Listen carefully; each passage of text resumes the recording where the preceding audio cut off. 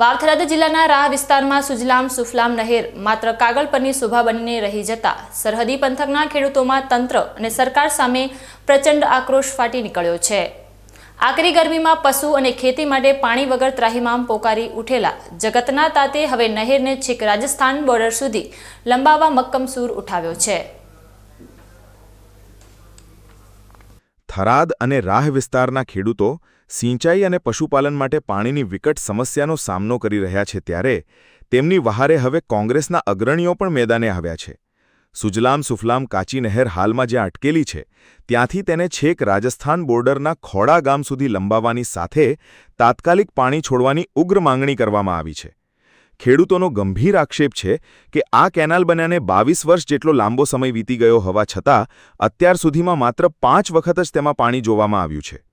ખેડૂતો તો હવે રોષમાં આવીને આ નહેરને સુજલામ સુફલામને બદલે ચૂંટણી કેનાલ તરીકે ઓળખાવી રહ્યા છે, કારણ કે સરકાર માત્ર ચૂંટણી ટાણે જ લોલીપોપ આપવા માટે પાણી છોડતી હોવાનું ખેડૂતો માની રહ્યા છે।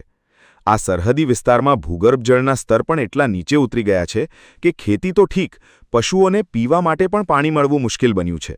ધોમધખતા ઉનાળામાં ઘાસચારો અને વાવેલો પાક નજર સામે સુકાઈ રહ્યો છે, જેના કારણે ખેડૂતોના જીવ અદ્ધર થઈ ગયા છે। પશુપાલન પર નિર્ભર આ વિસ્તાર માટે પાણી હવે માત્ર જરૂરિયાત નહીં, પરંતુ અસ્તિત્વ ટકાવી રાખવા માટેનો સવાલ બની ગયો છે।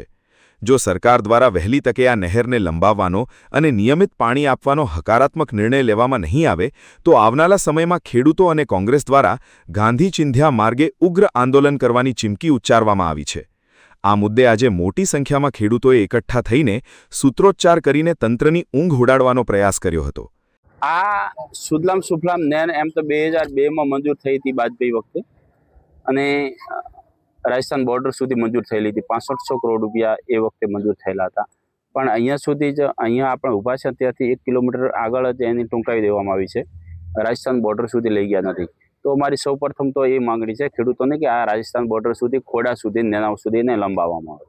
બીજી કે સુજલામ સુફલામ જે નહેર છે એ પાણી ભરવા માટે ભૂગર્ભ રિચાર્જ માટે કરેલી છે, અને એમાં પાણી હોય તો જ ભૂગર્ભમાં ઉતરે અને રિચાર્જ થાય।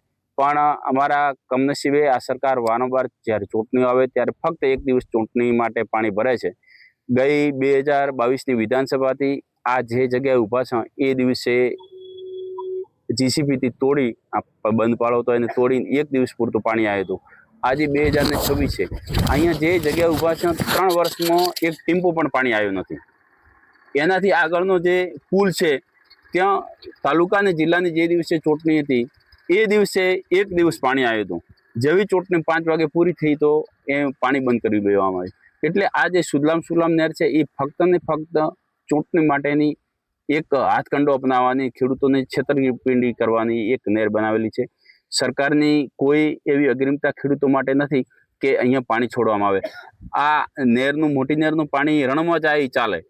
આ અત્યારે ભોંગળા કરોડોના ખર્ચે, અબજોના ખર્ચે ભોંગળા નોખે છે અને તળાવ ભરવાની વાત કરે છે। હું એમ કહું છું કે આ ખેડૂતોની જે જમીન ખોદીને તમે રાજસ્થાન બોર્ડર સુધી પાણી લઈ જવાના હતા, નહેર બનાવેલી પડી છે, ખાલી પડી છે, કોરી ધાકોર પડી છે, તો એમાં પાણી કેમ નથી નાખતા?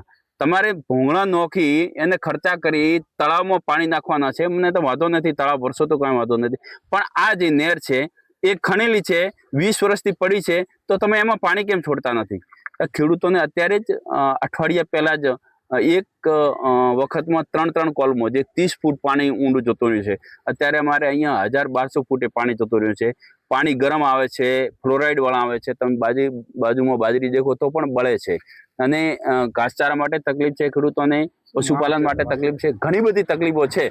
તો સરકારને અમારી નમ્ર વિનંતી છે, અને એના માટે અમે ગઈકાલે મામલતદારને પણ આવેદનપત્ર આપ્યું હતું। આવનારા સમયમાં સરકારના બેઠેલા માણસોને સદબુદ્ધિ આવે એના માટે અમે અહીંયા નહેરમાં હવન પણ કરવાના છીએ, અને આગામી સમયમાં તો પણ સરકાર નહીં સુધરે તો અમે ગાંધી ચિંધ્યા માર્ગે સરકાર સામે જલદ આંદોલન કરશું। ખેડૂતોએ સ્પષ્ટ શબ્દોમાં જણાવ્યું હતું કે જો ટૂંક સમયમાં નહેરમાં પાણી છોડવામાં નહીં આવે તો તેઓ કેનાલની અંદર બેસીને યજ્ઞ કરશે અને ઈશ્વર પાસે પાણીની ગુહાર લગાવશે। સરકારની ઉદાસીનતા સામે જગતના તાતનો ધીરજ હવે ખૂટી રહ્યો છે। અને આ પાણીની પલખા મારવા પાણી માટે પહેલાં એમ હતું કે નહેર ખણાય એટલે આપણે પાણી આવશે, બરોબર? એ બધું ભોજન તૈયાર કરીને ઉપર કાચ મારી દીધો હોય। હવે નવું ભોજન રોધીને તમને જીમાડશો, હવે કેટલા ટાઈમ લાગે એમને, બરોબર પહેલા ખણ્યો ત્યારે અમને આશા હતી કે પાણી આવશે, હવે કે તળાવ ભરીને પછી તમારા તળાવ ઊંડા લાવશો. હવે તળાવમાં આવી રીતે કરે છે, શિખર પાણી મૂકે છે. પાણીના અભાવે આ વિસ્તારના ખેડૂતો આર્થિક રીતે પાયમાલ થઈ રહ્યા છે અને પશુધન પણ જોખમમાં મુકાયું છે.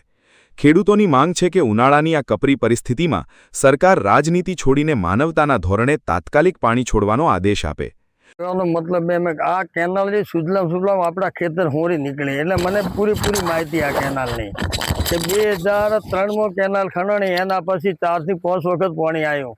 છેલ્લું પાણી 2022ની ચૂંટણી વિધાનસભાને આવી એ વખતે આવ્યું, એના પછી પાણી આવ્યું નથી. આ એક કેનાલ ને આ કેનાલ ચૂંટણી કેનાલ એનું નામ દેવાનું હતું, સુજલામ નતો દેવાનો, સમજાય કે નહીં? આ સરકારે એનું નામ જ ખોટું આલ્યો હોય. બાકી પાણી માટે હાલ 30 ફૂટ પાણી ઊંડું ગયું, અમે 3 કોલમ નાખી તો અમારા બોર અત્યારે એર લે છે. બરોબર, બહુ તકલીફ પડે. પણ આને અમારી કરોડોની જમીન ખેતરના 3 ટુકડા કર્યા. આ બાજુના ભાગમાં જો ઢોર થતો હોય ને અંદર નીકળીને બહાર નીકળે ને તો સવાજ ચડે, એટલી બધી તકલીફો હોય. ખેતરના 4 ટુકડા કરવા છતાં પણ પાણી કેનાલમાં નથી. આ કેનાલ ભરેલી રાખે ને તો અમારે આ 30 ફૂટ પાણી ઊંડું ગયું ને આને જ. જો આ કાચી નહેરને ખોડા સુધી લંબાવવામાં આવે તો સરહદી ગામોની હજારો એકર જમીનને નવું જીવનદાન મળી શકે તેમ છે. ખેડૂતો હવે આરપારની લડાઈ લડવાના મૂડમાં હોય તેમ જણાઈ રહ્યું છે અને સરકારને જગાડવા માટે દરેક સ્તરે જવાની તૈયારી બતાવી છે. આ નહેર વેલની ખણેલી પડી, જ્યારે ચૂંટણી આવે ત્યારે ચૂંટણીઓમાં વાયદા કરે કે અમે 24 કલાક પાણીની ભરી રાખશું ને પાણી આપશું, એમ કરીને વોટ લઈને જાય. એના પછી વળે આ નહેરમાં પાણી ક્યારેય આવતું નથી. છેલ્લી વિધાનસભાની ચૂંટણી 2022માં થઈ ત્યારે પાણી આ જગ્યાએ આવ્યું હતું, એના પછી આજ દિવસ સુધી એક ટીપું પાણી આવ્યું નથી. હાલ આ જે જિલ્લા તાલુકા પંચાયતની ચૂંટણીઓ ગઈ એ વખતે એક જ દિવસ, પણ એ પેલા જે રાહનો થરાદવાળો હાઈવે સુધી પાણી આવ્યું હતું, એનાથી આ બાજુ પાણી આવ્યું નથી. અને ખાલી ખોટા પાણીના વાયદા કરી અને ભોળી વસ્તીને છેતરી અને પહેલી તો જમીન લીધી, આ જમીનમાં નહેર ખણી અને હવે એ બોને વોટ લેવા, ખાલી વોટ આવે તો જ આ નહેરનો ઉપયોગ કરે, બાકી ક્યારેય પાણી મૂકતા નથી.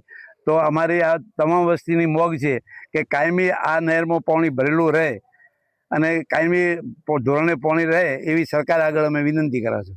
કહી શકાય કે રાહ પંથકના ખેડૂતો માટે સુજલામ સુફલામ નહેર આશાનું કિરણ હતી, જે આજે વહીવટી ઉદાસીનતાને કારણે વેદનાનું કારણ બની છે. હવે જોવાનું એ રહેશે કે સરકાર ખેડૂતોની આ ચૂંટણી કેનાલવાળી વાતને ગંભીરતાથી લઈને પાણી છોડે છે કે પછી આંદોલનની અગ્નિમાં ઘી હોમાય છે.